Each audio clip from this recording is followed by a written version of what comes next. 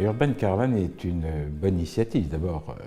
de son dirigeant, Gadbel, que je veux remercier, qui nous a proposé de valoriser l'action des villes, l'action des territoires, les grandes villes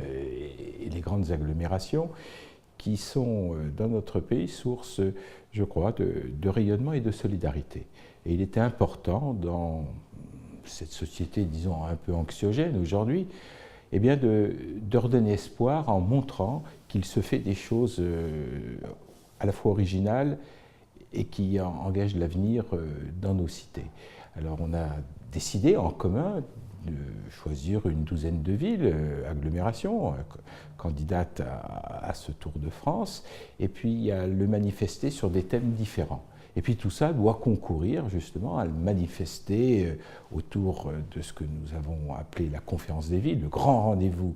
des grandes villes françaises qui aura lieu le 25 septembre prochain, comme d'habitude à l'Hôtel de Ville de Paris, où on expliquera l'ensemble du paysage, du tableau de ces 12 villes et 12 agglomérations sur les 12 thèmes que nous avons retenus. Bien entendu, Urban Caravan est le moyen d'expliquer l'importance du fait urbain dans ce qu'elle peut représenter pour nos concitoyens. Je rappelle que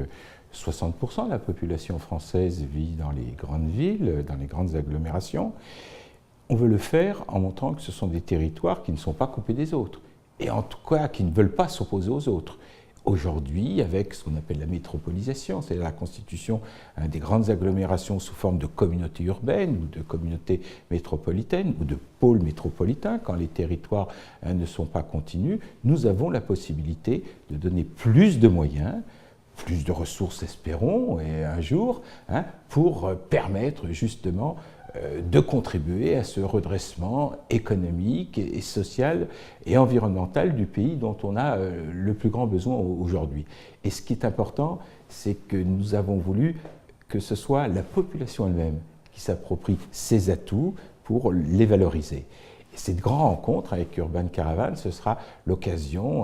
de mettre ensemble des responsables politiques, les élus locaux, des chefs d'entreprise qui nous accompagnent dans ce Tour de France, et puis la population elle-même, et de montrer que tout ça, ça forme une collectivité humaine qui veut faire entendre des messages qui sont des messages d'ouverture sur le monde, des messages d'espoir et surtout des messages d'avenir.